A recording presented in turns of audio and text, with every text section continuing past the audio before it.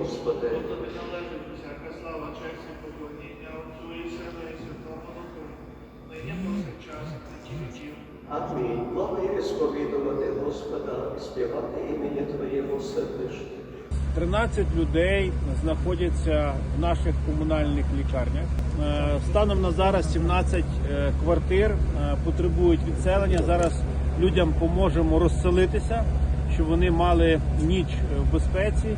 Велика біда на Сихові, де є 9-поверховий житловий будинок.